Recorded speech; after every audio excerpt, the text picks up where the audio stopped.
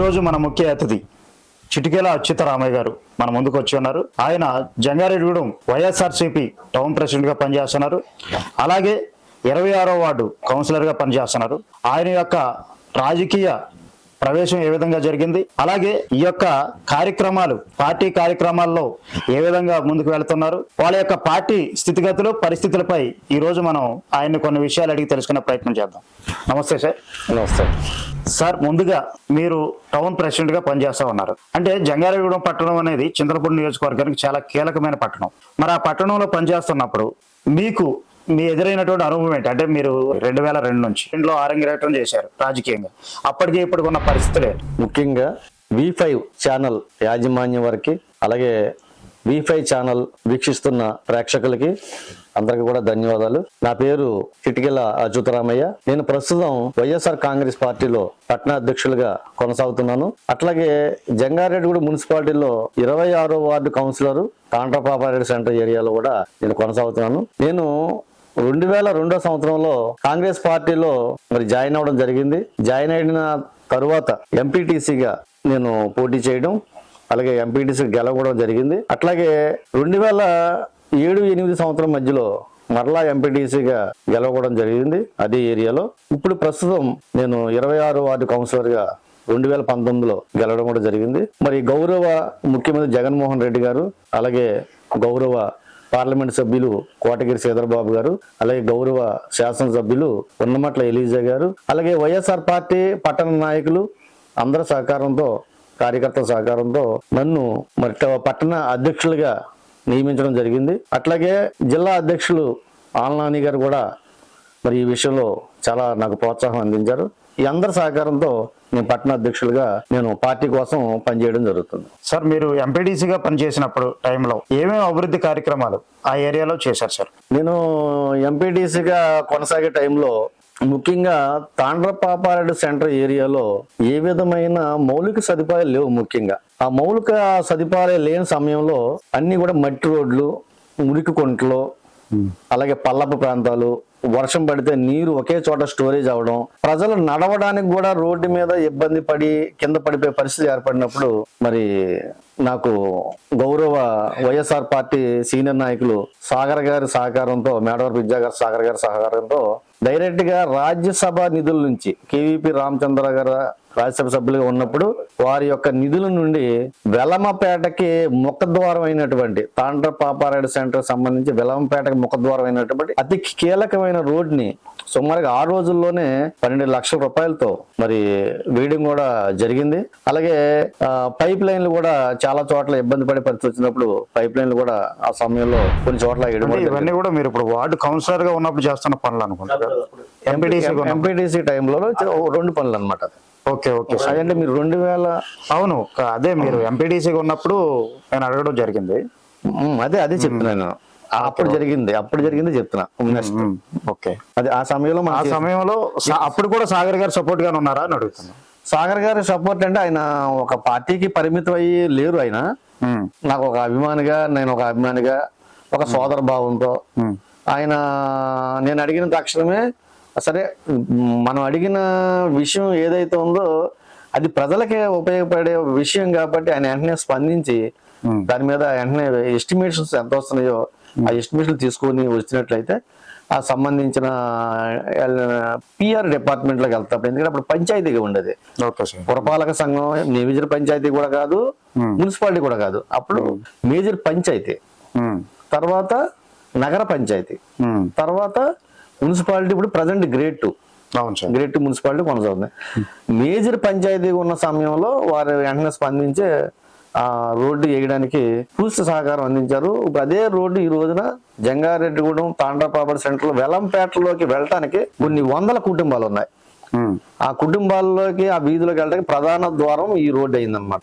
అది అతి కీలకమైన వర్క్ అన్నది. అంటే మీ వార్డులో ఇప్పటి వరకు ఉన్న సమస్యలు ఏంటంటారు సార్? అంటే ఇప్పుడు మున్సిపాలిటీ పరిధిలోకి వచ్చిన తర్వాత, నేను మున్సిపాలిటీ ఎలక్షన్ జరిగిన తర్వాత, అంటే నేను 2019లో నా వార్డు ప్రజలు నన్ను ఎంతో అభిమానంతో మున్సిపల్ కౌన్సిలర్ గా నన్ను ఎన్నుకోవడం జరిగింది.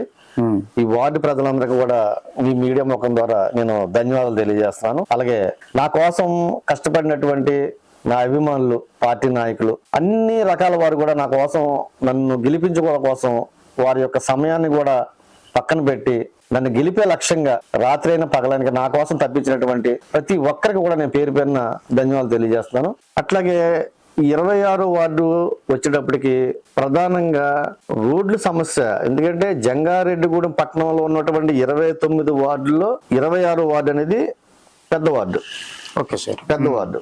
మేము 2002 ఎంపీటీసీ సమయంలో 2007 మధ్యలో వేసిన రోడ్డు ఒకటైనప్పటికీ, అది కీలకమైనప్పటికీ తర్వాత చాలా రోడ్లు వేయవలసినవి ఉన్నాయి వార్డులో. ఇప్పుడు మనం కౌన్సిలర్ గా 2019 నుంచి కౌన్సిలర్ గా నెగ్గిన తర్వాత అసలు ఆ వార్డులో ఏ సమస్యలు అనేది మేము ఒక లిస్ట్ వార్డు వైజ్ ప్రతి వీధి కూడా, ప్రతి ప్రాంతాన్ని కూడా, వార్డులో అంతా కూడా వార్డు వైజ్ తిరిగి, డోర్ టు డోర్ తిరిగి ఎక్కడైతే సమస్య ఉందో ఆ సమస్యను గుర్తించి ఆ సమస్యని మున్సిపల్ కౌన్సిల్ మీటింగ్ లో గౌరవ చైర్పర్సన్ గారి సహకారంతో, బతిన నాగలక్ష్మి గారి సహకారంతో ఈ రోజున జంగారెడ్డిగూడెంలో 26 వార్డు ఒక అభివృద్ధి పదంలో మంచి గుర్తింపు వచ్చిందంటే కారణం ఏంటంటే నాకు ఈ మున్సిపాలిటీ కౌన్సిలర్ గా చేయడం వల్ల నేను ప్రజలకు చేసే అవకాశం, నాకు ఆ భాగ్యం కలిగిందని చెప్పి ఈ సందర్భంగా తెలియజేస్తాను. మీరు ఆ యొక్క ఏరియాలో, ఆ యొక్క ప్రాంతంలో సుమారు 10 నుంచి సుమారు 14.5 సంవత్సరాలు ప్రజాప్రతినిధిని గెలిపిస్తూనే వచ్చారు ప్రాజెక్ట్. అంటే అక్కడ ఇంకేమి సమస్యలు లేవంటారా? మొత్తం తీర్చేశారా? సమస్యలు ఇంకా ఉన్నాయి. ఇంకా రోడ్డు సమస్యలు ఉన్నాయి, అలాగే డ్రైనేజ్ సమస్యలు ఉన్నాయి, అట్లా కొన్ని చోట్ల ఈ పైప్ లైన్ సమస్య కూడా ఉంది. ఎందుకంటే అది కొత్తగా డెవలప్డ్ ఏరియా. అంటే జంగారెడ్డిగూడెం అంచెలంచెలుగా డెవలప్ అవుతుంది. అలాగే 26వ వార్డులో వెల్లంపేట అనేది చాలా పెద్ద ఏరియా అన్నమాట.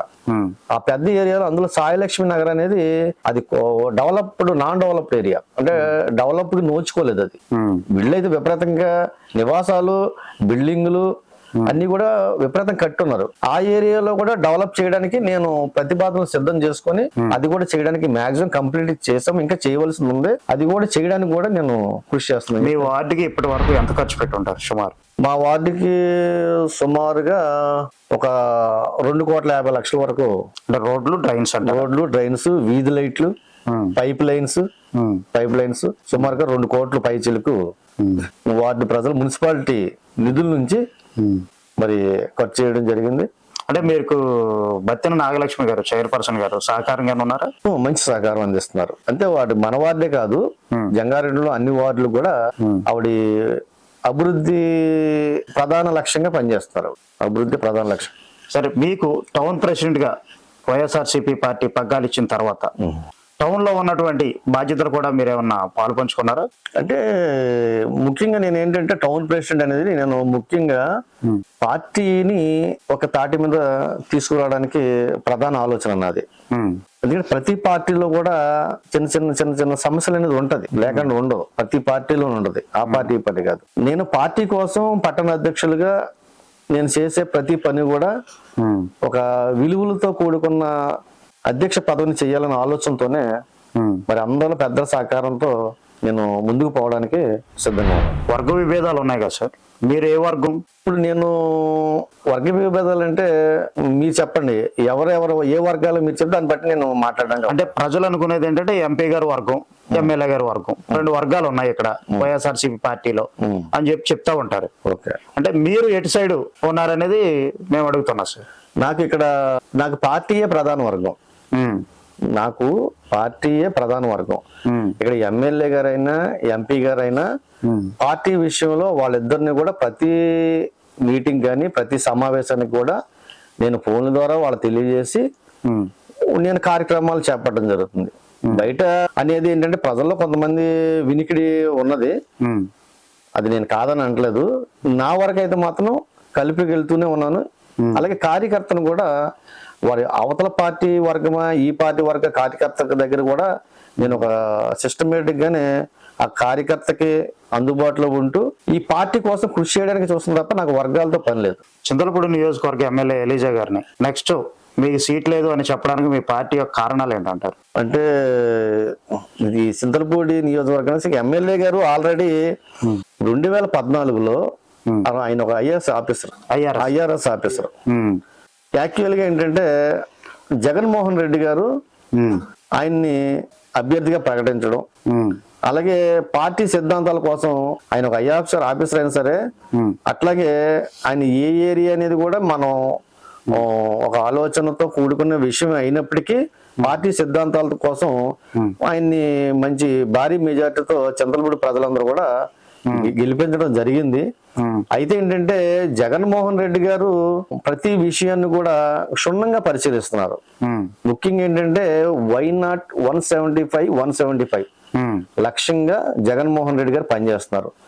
జగన్మోహన్ రెడ్డి గారు ఎమ్మెల్యే ఎలీజా గారికే టికెట్ ఇచ్చారు ఆ రోజుల్లో. అట్లాగే మీకు అవకాశం వచ్చినప్పుడు నేను కంపల్సరిగా మీ యందు నేను ఆలోచన చేస్తాను, ఎందుకంటే నేను చాలా చోట్ల అభ్యర్థులు మారుస్తున్నాను కాబట్టి అందులో భాగంగా మిమ్మల్ని మారుస్తాను తప్ప మీ విధమైన దగ్గర ఏ విధేదాలు కాదు కదా, నేను పార్టీ కోసం నేను అన్ని రకాలుగా మీకు చేసి పెడతాను అని చెప్పడం జరిగింది. అందులో భాగంగానే మాత్రం జరిగింది. అంటే ఇప్పుడు ఐఆర్ఎస్ జాబ్ చేస్తున్నటువంటి వ్యక్తిని తీసుకొచ్చి చింతలపూడి నియోజకవర్గానికి నీకు ఇన్ఛార్జ్ ఇచ్చాను, మీరు ఎమ్మెల్యేకి పోటీ చేయమని చెప్పిన మీ పార్టీయే ఈ రోజు నువ్వు ఇక్కడ వద్దు వేరే వాళ్ళని ఇస్తాను అని చెప్పడం వల్ల అర్థం ఏంటి అంటున్నాను. అదే నేను అక్కడ మీకు చింతలపూడి ఎమ్మెల్యే ఆయన 2014లో ఎలీజా గారు ఐఆర్ఎస్ ఆఫీసర్ గా జగన్ గారిని కలవడమా, అలా జగన్ గారు తీసుకొచ్చి చింతలపూడి కాన్స్టిట్యున్సీగా పెట్టడం అనేది ఏదైనా ఒక నిర్ణయానికి వచ్చి పెట్టారు, నేను కాదని అంట్లా. కానీ ఇక్కడ ఏంటంటే ఒక్క ఎలీజా గారిని మార్చట్లేదు కదా. ఇప్పుడు పార్టీ కొన్ని సిద్ధాంతాలు ఉన్నాయి. ఇప్పుడు ప్రతి పార్టీలో కూడా ఈ రోజున చంద్రబాబు నాయుడు గారు 2014లో ముఖ్యమంత్రి అయిన తర్వాత 2014లో ఒక సంవత్సరం పోయిన తర్వాత అతను బలమైన ఎమ్మెల్యేలు ఉండగా 23 మంది ఎమ్మెల్యేలని పశువులు కొన్నట్టుగా సొంత మార్కెట్ లో 23 మందిని కూడా కొని అవసరం లేకపోయినా ప్రతిపక్షాలు కూడా అనొచ్చు, క్యాండిడేట్లు మార్చేస్తున్నారు, ఇక్కడ తీసుకొని వేరే చోట వేస్తే అక్కడ పని చేస్తారా, అక్కడ తీసుకుని పని చేస్తే వేరే చోట ఇక్కడ పని చేస్తారా అనేది ప్రతిపక్షాలు మాట్లాడొచ్చు, నేను కాదని అంట్లా. అసలు 23 మందిని తీసుకోవాల్సిన అవసరం ఏముంది? గత ప్రభుత్వం వారికి ఆల్రెడీ అలాగే పూర్తి మెజార్టీ ఎమ్మెల్యేస్ ఉన్నారు, వాళ్ళు గవర్నమెంట్ ఫామ్ చేశారు. ఆల్రెడీ గవర్నమెంట్ ఫామ్ చేసిన తర్వాత శాఖల పరంగా ఎమ్మెల్యేలకి శాఖలు కూడా అప్పచెప్పడం జరిగింది. మరి 23 మందిని తీసుకోవాల్సిన అవసరం ఏముంది? దానికి సమాధానం చెప్పాలంటే అంటే వాళ్ళు 23 మందిని తీసుకున్నా గానీ 2019లో ఓటమి పాలయ్యారు కదా, అంటే ప్రజలు బుద్ధి చెప్పినట్టే కదా. ఓటమి పాలవడం అంటే ప్రజలు బుద్ధి చెప్పడం, అంటే మిమ్మల్ని నమ్మి మీకు ఓట్లు వేసారు, మీరు అది గమనించారు. అంటే వాళ్ళు చేశారు కాబట్టి ఏంటంటే ఓటమి పాలు అనేది ఏంటంటే అతను ప్రజలకి ఏం చేయలేకపోయాడు కాబట్టి, ప్రజలకి ఏ విధంగా ఇప్పుడు చంద్రబాబు నాయుడు గారు చెప్పుకోవడానికి ఒక పథకం చూపించండి. ఆయన 40 సంవత్సరాల ఇండస్ట్రీ ఉంది, రాజకీయ అనుభవం ఉంది, 14 సంవత్సరాలు ముఖ్యమంత్రిగా చేశాడు. నేను నాకు నా వయసు జగన్ గారు నా రాజకీయ ఎంతైతే అనుభవం ఉందో జగన్ గారు వయసే లేదని చెప్తాడు చాలా మీటింగ్ లో కూడా, మీరు వినే ఉంటారు. అలాంటి అంత మేధావి అంత అనుభవం వ్యక్తి ఒక్క పథకం నాది అని చెప్పని లేదు కదా. సరే, అదంటే స్టేట్ ఇష్యూ కాబట్టి అది డైవర్ట్ అయిపోతుంది. చింతలపూడి నియోజకవర్గానికి సంబంధించి ఎలీజా గారిని మార్చి ఇప్పుడు కొత్త కన్వీనర్గా విజయరాజు గారిని తీసుకొచ్చారు. అవును, విజయరాజు గారికి వైఎస్ఆర్సీపీ పార్టీకి సంబంధం ఏంటి? అంటే ఆయన కార్యకర్త, పార్టీలో నాయకుడా, ఆ రిలేషన్ ఏంటంటారు? అవును, ఎలీజా గారిని ఎలా తీసుకొచ్చారు, ఈయన అలాగే తీసుకొచ్చారు. మీలాగా పార్టీలో పనిచేసే వాళ్ళు అంటే నియోజకవర్గం మొత్తం మీద క్యాండిడేట్ లేరా మీకు? క్యాండిడేట్ ఉన్నప్పటికీ దీనికి ఒక విధి విధానాలు ఉంటాయి. ఇప్పుడు ఎలీజా గారిని తీసుకురావడానికి ఒక కారణం ఉంది, అలాగే అదే రీతిలో ఈ విజయరాజు గారు తీసుకొచ్చారు. అంటే ఆ కారణాలు అంటే ఒకటి నేను అనేది ఏంటంటే అభ్యర్థులు మేము చింతలపూడిలో మేము కూడా పోటీ చేస్తామని చెప్పి అంటే పార్టీలో సేవ చేసేవాళ్ళు ఎవరన్నా ఉంటే జగన్ గారి దగ్గరికి వెళ్ళి ఆయన దగ్గర ప్రతిపాదన పెట్టుకోవచ్చు. అది ఎవరు లేరేమో, అందుకే విజయరాజు గారు వెళ్ళారు కాబట్టి ఆయన లేకుండా ఎట్లా ఉంటారు సార్? ఇప్పుడు పార్టీ పెట్టిన కాడ నుంచి పార్టీ జెండా మోస్తూ మేము కూడా ఎమ్మెల్యే అవ్వాలి లేదా ఏదైనా పదవిలో ఉండాలని ఆకాంక్షతోనే కదా పనిచేస్తారు నాయకులందరూ. అవును, ఏదో ఒకటి నామినేటెడ్ గానీ లేదా వేరే ఇతర పార్టీలో పనిచేసేదే ఒక పదవి కోసం. అవును, వేరే ప్రజాసేవ కోసం అయితే వేరే ఇతర రంగాలు చాలా ఉన్నాయి. అవును పార్టీలో పనిచేస్తున్నారంటే వాళ్ళకు నాయకత్వం కావాలి, లీడర్షిప్ కావాలి. అవును. మరి దాన్ని మీ పార్టీ ఎందుకని చేయలేకపోతుంది అంటే పార్టీ చేయకపోవడం. జగన్ గారు రోల్ మోడల్ అని మీరు చెప్తారు అవును ఆంధ్రప్రదేశ్ రాష్ట్రానికి. అవును మరి అటువంటి ఆయన కూడా ఇటువంటి మార్పులు తీసుకురాపోతే ఎలా? అవును. ఇప్పుడు ప్రతి చోట జరిగేది, ప్రతి పార్టీలో జరిగేదే కదా ఇది. ఈ ఒక్క చోట మన వైఎస్ఆర్ కాంగ్రెస్ పార్టీలోనే కదా, అన్ని పార్టీల్లో కూడా ఇది జరుగుతుంది. మనం చూస్తున్నాం ఇప్పుడు మార్కెట్ లో కూడా, రాష్ట్రంలో పరిణామాలు అన్ని పార్టీల్లో కూడా జరుగుతున్నాయి. ఈవెన్ నిన్నగాక మొన్న వచ్చిన జనసేన కూడా ఆల్రెడీ పార్టీలో సేవ చేసిన వాళ్ళు కాకుండా కొత్త పర్సన్ తీసుకొచ్చే విషయంలో కూడా వాళ్ళు ఆలోచన చేస్తున్నారు. ఈ నియోజకవర్గంలో ఆల్రెడీ దానికి సంబంధించి లోకల్ వ్యక్తిని వాళ్ళు అభ్యర్థిగా పెట్టడం జరిగింది. మీకు తెలుసు అనుకుంటాను, మేకా ఈశ్వరయ్య గారి. ఆ టైప్ ఆఫ్ రాజకీయాలు ఎందుకని జరగట్లేదు అంటున్నా. దానికి ఉంది, అది అది విచిత్రం కాదే. ఇప్పుడు ఇప్పుడు జనసేన పార్టీ గురించి మీరు చెప్పారు. సరే సరే, అది ఒకటి మేకా ఈశ్వరయ్య గారిని స్థానికుడు కాబట్టి ఇచ్చారు. స్టేట్ అంతా అలాగే చేస్తారు వాళ్ళు. రాష్ట్రం అంతా కూడా ఇప్పుడు వాళ్ళ పంపకాలు, ఇన్ని సీట్లు తెలుగుదేశం పార్టీ, ఇన్ని సీట్లు జనసేన పార్టీ, వాళ్ళు ఉమ్మడిగా ఒక మేనిఫెస్టో తయారు చేసుకోవడం సిద్ధంగా ఉన్నారు. పార్టీ విధానాలు బట్టి సీట్ల పంపకాలు కూడా మాక్సిమం జరిగినాయి. స్థానికులకి ఇచ్చారు వాళ్ళందరినీ కూడా. సరే, ఇప్పుడు మీరు ఈ నియోజకవర్గానికి విజయరాజు గారిని కన్వీనర్ గా చేశారు. అంటే ప్రస్తుతం ఉన్న ఎమ్మెల్యే గారిని అవమానించడం అంటారు అది? అవునమ్మా, అవమానించడమే కాదు, అవమానించడమే కాదు, అంటే పదవీ కాలం పూర్తి అవ్వకుండానే ఒక కన్వీనర్ నేయడం వల్ల పార్టీ క్యాడర్ అంతా కూడా ఆ కన్వీనర్ చుట్టూరు తిరుగుతారు. అంటే ఇక్కడ ఎమ్మెల్యే గారు ఉండి కూడా కొత్తగా కన్వీనర్ వేయడం అనేది ఇది కొత్తగా పుట్టింది కాదు. అది ఇది కొత్తగా పుట్టింది కాదు. గత 30 సంవత్సరాల నుంచి కూడా ఉంది ఇది సిస్టమ్. గత 30 సంవత్సరాల నుంచి కూడా ఉంది. ఎందుకంటే ఒక అభ్యర్థిని మార్చేటప్పుడు, కొత్త అభ్యర్థిని తీసుకునేటప్పుడు ఒక వారం రోజుల కింద ప్రకటించి, ఒక వారం క్రితం ప్రకటించి వారంలోనే అతను అనౌన్స్ చేసేస్తే ఏ విధంగా అతను ప్రజల్లోకి వెళ్ళాడు. కాబట్టి ఈ కన్వీనర్ ముందుగానే ప్రజల్లో తీసుకొచ్చే ఉద్దేశంతో ఇది జగన్మోహన్ రెడ్డి గారి ఆలోచన. ఈ సిస్టమ్ గత 30 సంవత్సరాల నుంచి ఉంది. 30 సంవత్సరాల నుంచి ఉంది. అందుకని అప్పటికప్పుడు తీసుకొచ్చే పరిస్థితి కాదు అది. అదే అంటే ఏలూరు జిల్లా మొత్తం చూసుకున్నట్లయితే కేవలం ఒక ఎలీజా గారిని మార్చడం వల్ల ఈ యొక్క సందర్భం వచ్చింది. ఎలీజా గారు అభివృద్ధి చేయలేదు అనే వాదనలో చాలా మంది వైసీపీ నాయకులు అవ్వచ్చు, టీడీపీ నాయకులు అవ్వచ్చు, వాళ్ళ విధానాలను బట్టి మాట్లాడుతూ ఉన్నారు. అభివృద్ధి అనేది నిధులు పార్టీ ఇస్తే కదా ఆయన చేయాల్సిన నియోజకవర్గంలో. ఆయన ఇవ్వలేదు అని చెప్పి వాళ్ళ వాదన వాళ్ళకుంది. నిధులు రాలేదు కాబట్టి మేము అనుకున్నంత రీచ్ కాలేకపోయామని చెప్పి వాళ్ళు అంటున్నారు. దీన్ని మీరు పార్టీ టౌన్ ప్రెసిడెంట్ గా మీరు ఎలా బేరీజ్ చేస్తారు? ఓకే, ఇప్పుడు ఎలీజా గారు గౌరవ ముఖ్యమంత్రి గారు నిధులు ఇవ్వలేదు అని అంటున్నారు, మీరే చెప్తున్నారు. నేను అనలేదండి, వాళ్ళు అన్న మాట చెప్తాను. అదే వాళ్ళ నుంచి మీ దగ్గరికి వచ్చింది. అంతే వచ్చింది. 175 నియోజకవర్గాల్లో 151 నియోజకవర్గాలు వైఎస్ఆర్ పార్టీ ఎమ్మెల్యేలు కొనసాగుతున్నారు, అలాగే మినిస్టర్స్ ఉన్నారు. వాళ్ళ ఏరియాలో చాలా చోట్ల డెవలప్మెంట్స్ అయినాయి. జగన్ గారు ఇవ్వకుండా డెవలప్మెంట్ అయిందా?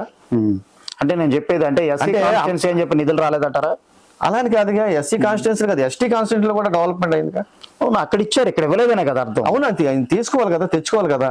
అందరూ ఎమ్మెల్యేలు అంటే ఆయన అప్లికేషన్ కూడా పెట్టలేదంటారా? పెట్టలేదని నేను అలా చెప్తాను. ఆయన తెలుసుకోవాలి, తెచ్చుకోవాలి కదా. జగన్ గారి దగ్గరికి వెళ్ళి ఆ గ్రాంట్లు తెచ్చుకోవాలి కదా. అంటే మీ దృష్టిలో జగన్ గారు రైట్, ఎలిజా గారు రాంగ్ వేలు వెళ్ళారనా? రాంగ్ వేలు కాదు, నేను రాంగ్ వేలు అంటలా.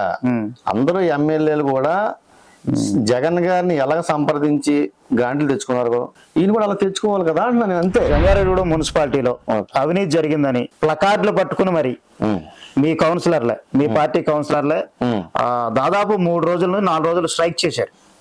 అంత అవినీతి మీ ప్రభుత్వంలో ఎందుకు జరిగింది? జరుగుతుంటే మీ పార్టీ క్యాడర్ ఏం చేస్తుంది? అది అవినీతి జంగారెడ్డిగూడెం మున్సిపాలిటీలో అవినీతి పరిస్థితి విషయంలో ఒక మున్సిపల్ కమిషనర్ చేసిన అవినీతి అనేది బయటకు వచ్చింది కాబట్టి మేము ఇమీడియట్లీగా దాన్ని ఎండగట్టాం. ఎక్కడ కూడా దాని విషయంలో ఎక్కడ కూడా ఆలోచన చేయకుండా ఇమీడియట్ గా దాన్ని ఎండగట్టి ఒక ప్లకార్డు ద్వారా ప్రజలకు చేరే విధంగా ఈ అవినీతి అధికారిని ఇమీడియట్ గా సస్పెండ్ చేయాలి, ఇమీడియట్ గా సస్పెండ్ చేయాలి అని చెప్పి ప్రకాట్లు పట్టుకొని రోడ్డు ఎక్కామంటే మేము ప్రజల కోసం చేస్తున్న పని అది. మరి అది నిరూపించారా అవినీతి ఎంత చేశారనేది? అవినీతి జరిగింది కాబట్టి అతను సస్పెండ్ అయ్యాడు. అది ఎంత జరిగింది అంటారు?